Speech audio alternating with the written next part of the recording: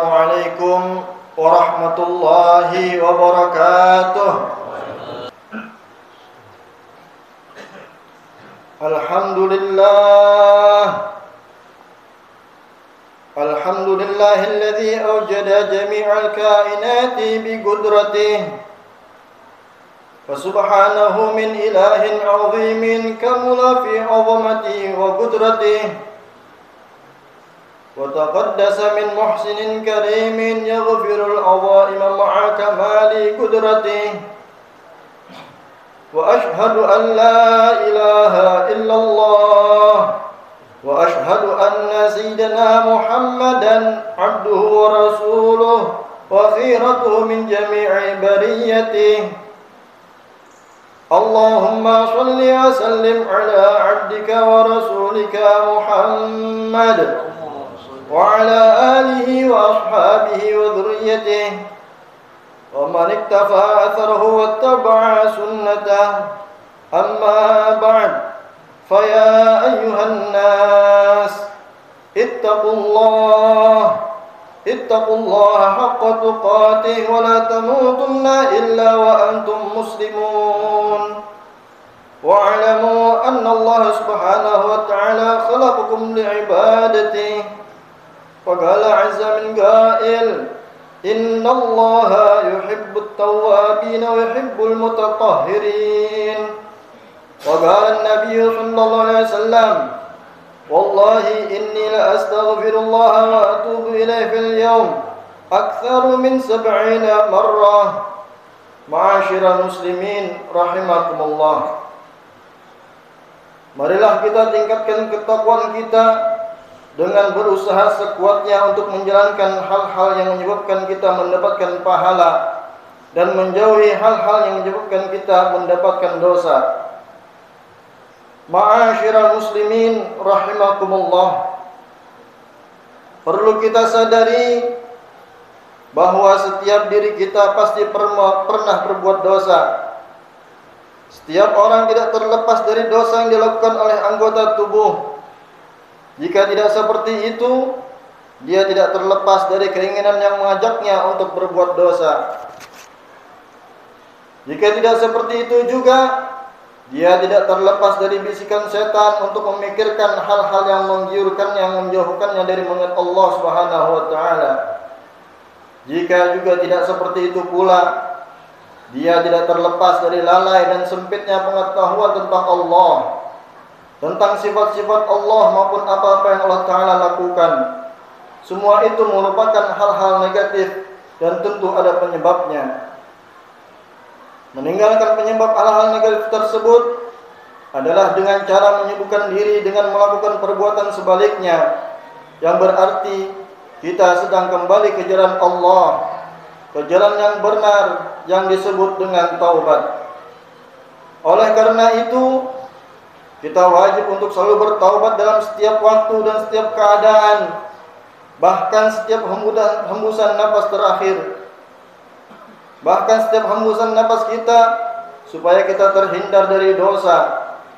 Nabi saja yang sudah pasti terjaga dari dosa, beliau dalam sehari semalam beristighfar tidak kurang dari 70 kali.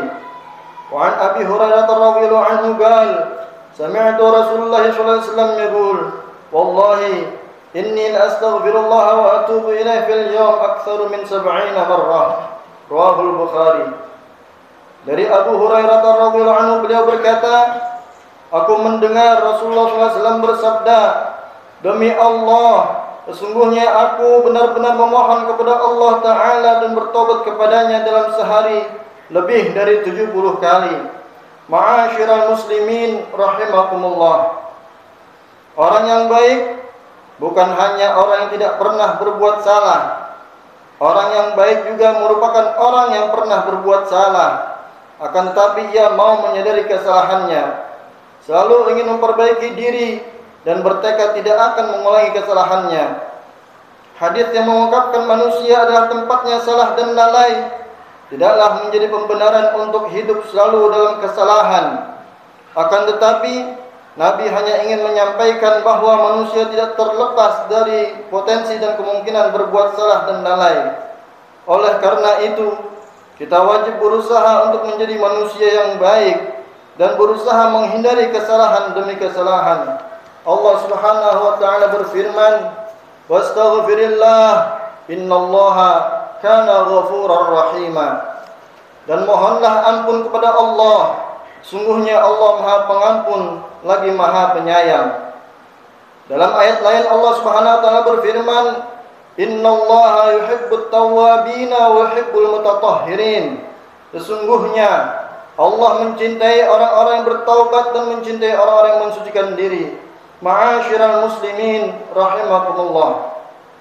Setidaknya berdasarkan penjelasan Ibnu Katsir, syarat taubat yang mesti dipenuhi oleh seorang yang ingin bertaubat dapat dirinci secara lebih lengkap sebagai berikut. Yang pertama, taubat dilakukan dengan ikhlas, bukan karena makhluk atau untuk tujuan duniawi. Yang kedua, menyesali dosa yang telah dilakukan dahulu sehingga ia pun tidak ingin mengulanginya kembali. Sebagaimana dikatakan oleh Imam Malik bin Dinar, menangisi dosa-dosa itu akan menghapuskan dosa-dosa sebagaimana angin mengeringkan daun yang basah. Yang ketiga, tidak terus-menerus dalam berbuat dosa saat ini. Maksudnya, apabila ia melakukan keharaman, maka ia segera tinggalkan keharaman tersebut. Dan apabila ia meninggalkan suatu yang wajib, maka ia kembali menunaikannya. Dan jika berkaitan dengan hak manusia, maka ia segera menunaikannya atau meminta maaf kepada manusia tersebut. Yang keempat, bertekad untuk tidak mengulangi dosa tersebut di masa akan datang.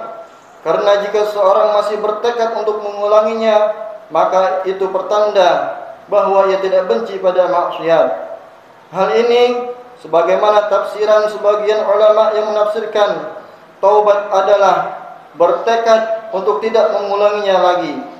Yang kelima, ma'asyiral muslimin, taubat dilakukan pada waktu diterimanya taubat, yaitu sebelum datang ajal atau sebelum matahari terbit dari arah barat. Jika dilakukan setelah itu, maka taubat tersebut tidak lagi diterima. Ma'asyiral muslimin rahimakumullah. Mudah-mudahan kita selalu diberi kekuatan, taufik serta hidayah oleh Allah Subhanahu wa taala untuk selalu kembali ke jalannya.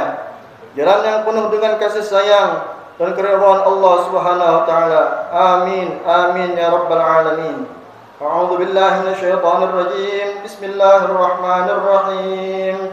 Wal 'ashri innal insana lafi khusrin إن الذين آمنوا وعملوا الصالحات وتواصوا بالحق وتواصوا بالصبر. بارك الله لي ولكم في القرآن العظيم ونفعني وإياكم بما فيه من الآيات والذكر الحكيم وتقبل الله منا ومنكم تلاوته إنه هو السميع العليم. وأقول قولي هذا واستغفر الله لي ولكم ولسائر المسلمين والمسلمات والمؤمنين والمؤمنات فاستغفروه إنه هو الغفور الرحيم.